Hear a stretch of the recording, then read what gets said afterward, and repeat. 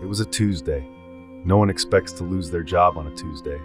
But there Joe was, cardboard box in hand, years of loyalty in his rearview mirror, and the hum of fluorescent lights echoing behind him as the door clicked shut. 9 years, gone in 9 minutes. Joe Rivera was 33, a warehouse lead at a logistics company just outside Phoenix. He wasn't flashy, didn't dream of being rich, just wanted stability. A 2-bedroom apartment, health insurance, and enough money left over to buy his mom a nice birthday gift. For years, he worked double shifts, covered holidays, trained new hires, said yes to everything. But then the company changed hands. New management, new policies, and eventually, new cost-cutting measures. He didn't see it coming. No warning, no write-up, just one meeting and the words, "Today's your last day." They gave him 2 weeks' pay, just enough to cover rent and groceries for the month if he didn't eat out. If nothing went wrong, if no unexpected bills popped up, but life doesn't wait for you to figure things out. The rent was due, the fridge was nearly empty, and Joe had no college degree, no backup plan. He applied to 27 jobs in 1 week. No callbacks. He tried to sell old electronics, made $46, watched the numbers in his account drop like rain off a broken roof, and then he cracked. It was late, 1:38 a.m. Joe sat in his living room, lit only by the glow of an old TV. A crumpled job application sat untouched beside a cold cup of coffee. Scrolling mindlessly, he landed on a forum thread, weird hustles that actually worked. He clicked, read, laughed. One guy sold painted rocks on Etsy, another rented out folding chairs at parks. And then, one comment caught his eye. "I started a trash can cleaning business." "Yeah, you read that right. $80 last year. People hate dirty bins, they'll pay." Joe blinked. Trash cans? He did what any desperate, semi-delusional man would do at 2 a.m.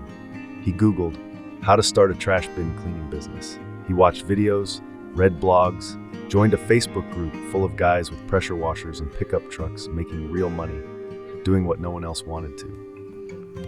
By 4 a.m., he had a plan, not a business plan, a survival plan. Used the last of his savings to buy a power washer, clean trash cans, door to door, no marketing, no business license yet, just hustle.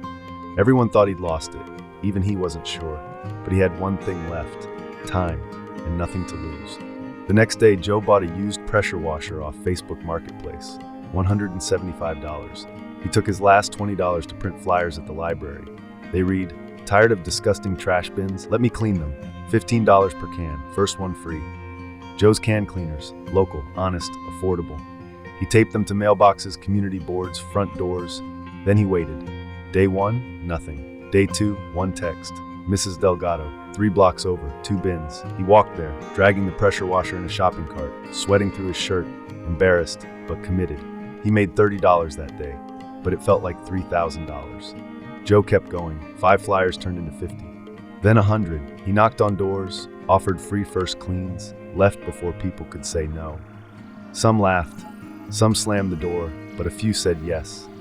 He built a route, borrowed a neighbor's truck in exchange for cleaning his cans. Learned how to upsell regular monthly plans. Within a month, he had 12 regular clients. It wasn't glamorous, but it was money. It was proof, and it was his. It wasn't easy. The pressure washer broke twice. He spent hours fixing it with duct tape and YouTube tutorials. One HOA threatened to report him.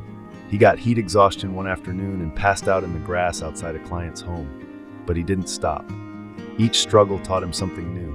Each no made the next yes more meaningful. 3 months in, Joe reinvested everything. Bought a proper tank and mounted his pressure washer to the back of an old trailer. He made a logo, Bin Boss, created a simple Instagram page, posted before and after shots. The transformations were oddly satisfying. His DMs started filling up. One day, a local mom influencer reposted him. In 48 hours, he booked out 3 weeks in advance. At month 6, Joe hit $4,800 in monthly revenue. He cleaned, marketed, scheduled, and invoiced everything himself. But he was finally ahead on rent. His fridge was full. He took his mom out to dinner, for the first time in years, and he started thinking bigger. He made a goal. By next year, I'll have a team. By month 9, he brought on his first part-time cleaner, his cousin Daniel. He trained him personally, taught him how to treat every bin like it mattered. Because it did. Bin Boss wasn't just a hustle anymore, it was a company. One built on grit, sweat, and the courage to clean what no one else would. Exactly 1 year after he was fired, Joe stood outside the same warehouse with a new purpose. He was meeting a potential commercial client, an office park with 18 buildings. They were tired of overflowing filthy bins. He gave them a quote. They accepted on the spot. As he walked back to his truck, trailer gleaming behind him, he passed a former coworker. The man squinted. "Wait, Joe, what are you doing here?" Joe smiled. "Just doing business." Today, Bin Boss has 3 trucks, 7 employees, and a wait list.